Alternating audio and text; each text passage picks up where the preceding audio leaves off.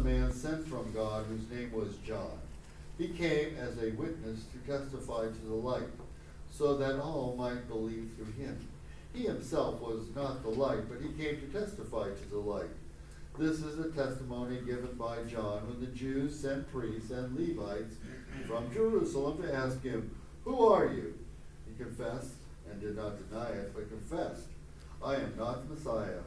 And they asked him, "What then? Are you Elijah?" He said, "I am not." "Are you the prophet?" He answered, "No." Then they said to him, "Who are you? Let us have an answer for those who sent us.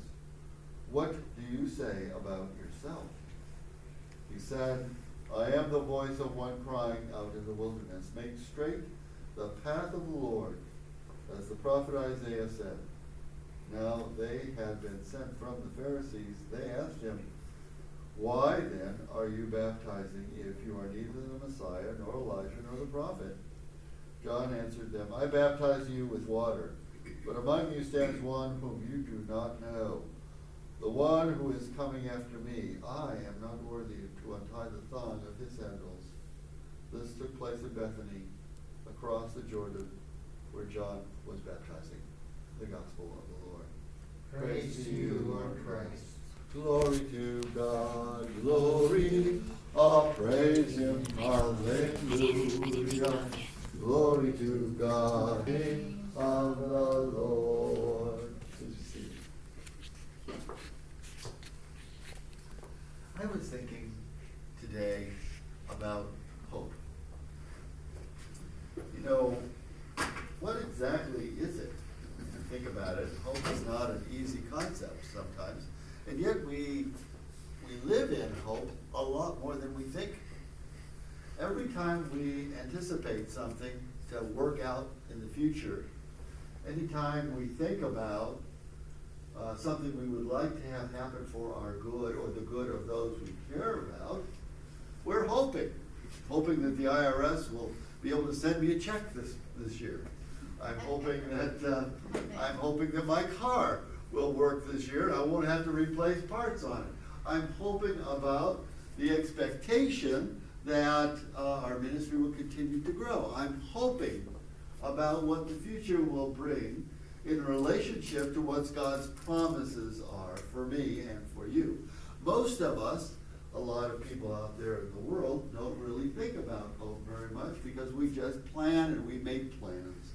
And we think the outcome of those plans is really up to us. And we know as Christians that this is different. Because as Christians, we hope for something. We hope in someone. There's a big difference between those things. As Christians, we hope in someone that he's going to do something. We're not hoping in something. We have a much bigger, if you will, envelope of hope available to us. And we hope in the new creation. Think about that for a minute. Isaiah saw into God's perfect will. He hadn't experienced it, but he hoped for that day to come.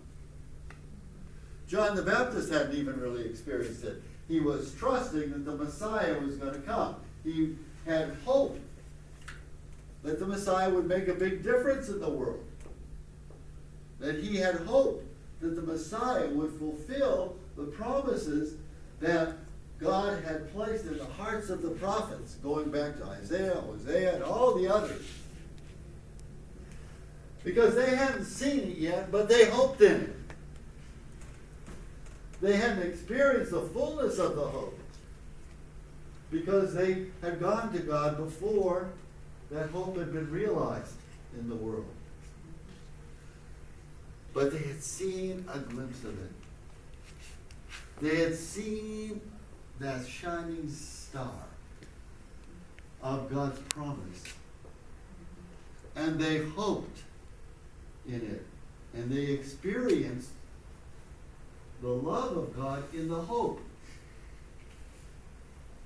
The promise of God in the hope that Jesus would come, the Messiah would come. And with it, he would bring the new creation.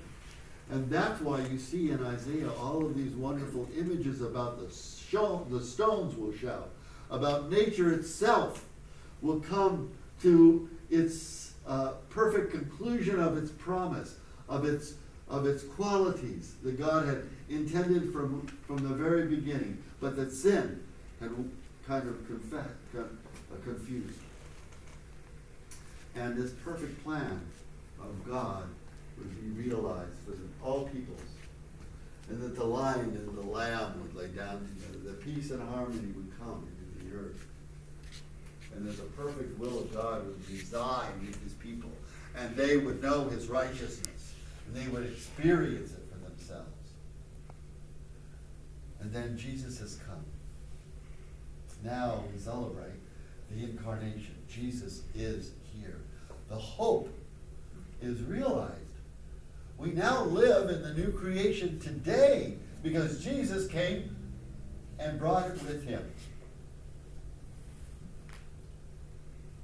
So what do we hope for?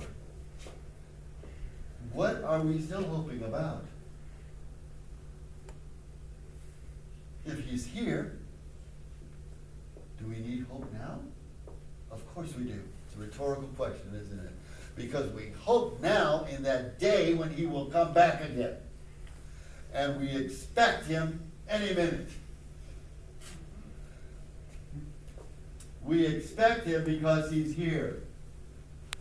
And so therefore in Christ we are brought back into this realization that his wonderful creation, his new creation, is now available to us, and one day he is going to come back and provide an experience for all people to know him.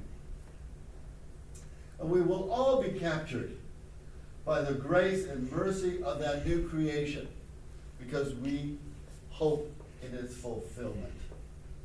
We live in it now, but we still haven't seen the completion of that day.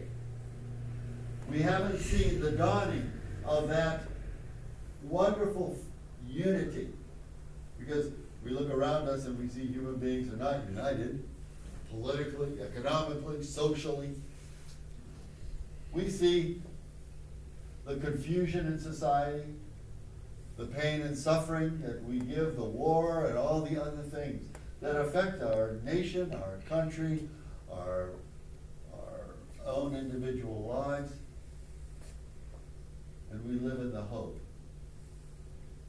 We live in the hope of what we have, in the assurance of that new creation, and we hope for the day of its fulfillment. And so therefore, we don't live in just the now, we live in the now and to come. Because we still have that expectation of fulfillment.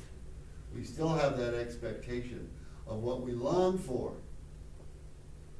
that will be realized in the community of faith, in our own families, in our own nation, and in the world, and in the universe. Hope springs from the very point of each person, and it radiates outward. There is that day, my brothers and sisters, when we will not have hope for you. We will have the realization of all that we hoped for. Until that day dawns, we live in the hope and the experience of the new creation in Christ today. So therefore, we don't have to be disturbed. We don't have to live in fear. We don't have to live in anxiety. Because we already possess what we hope for, and yet we long for its completion. So now together today, in this season of, this is the last Sunday of Advent really for us, because next week is Christmas, and Christmas Eve, and we'll celebrate Christmas Eve next week. Until that moment of remembering the wonderful incarnation of Christ, you and I live in the hope